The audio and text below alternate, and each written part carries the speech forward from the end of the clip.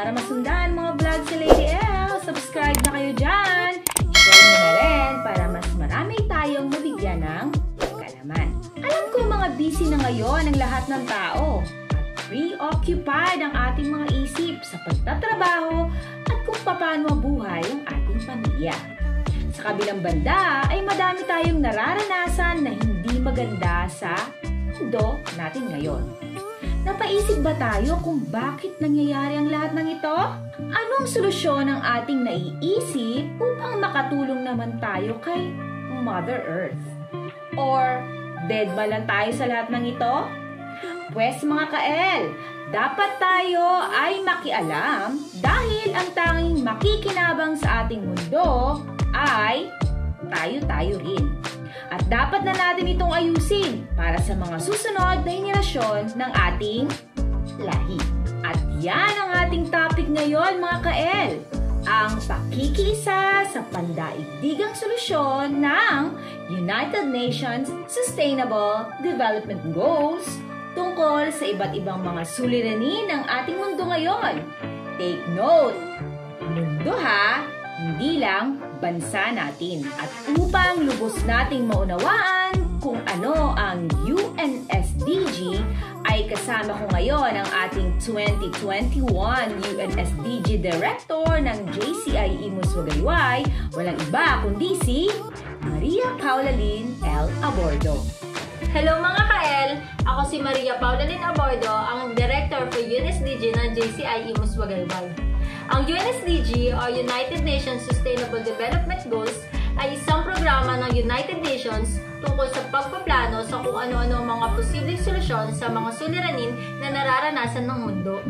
Ito ay pinagkasundaan ng mga bansa sa mundo at nakabuo ng 17 layunin. Ang mga layunin na ito ay pinagpaplanuhang maigi ng bawat bansa upang makabuo ng mga akma at pangmatagalang solusyon para sa ikaayos ng maraming suliranin ng ating mundo. Nagsimula pa noong 2015 ang mga Sustainable Development Goals na ito sa pamamagitan ng United Nations General Assembly at tinatayang makakamit ang lahat ng kasagutan sa 17 layuning nabuo sa taong 2030. Ano-ano nga ba ang 17 layunin ng UNSDG na inaasahang mabigyan ng lubusang solusyon ng mundo sa taong 2030? Ito ang mga yon. Tutukang maigi ha! Goal number 1, no poverty. Goal number 2, zero hunger. Goal number 3, good health and well-being. Goal number 4, quality education. Goal number 5, gender equality.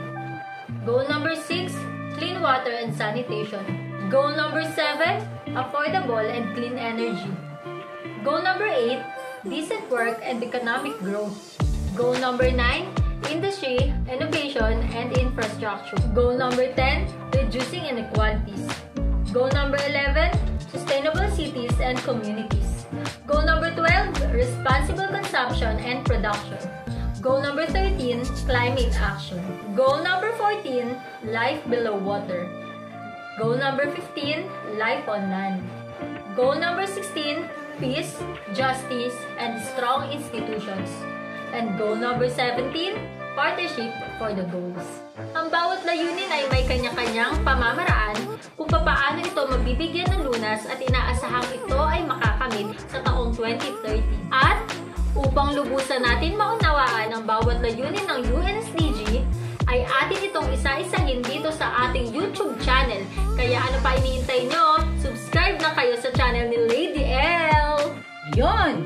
So sana may natutunan kayo mga ka-L mula sa iba't ibang kaalaman na isinaad ng JCI UNSDG Director na si Maria Paulalyn Abordo. Kaya sundan ang mga susunod na vlog si Lady L about UNSDG. Kaya ba mga ka-L, subscribe na kayo sa channel ko. Sa mga vlog si Lady L na may kalokohan, subalit makabuluhan. With this, it's just a thought from Lady L. See you again para sa ating Envision 2030 featuring UNSDG.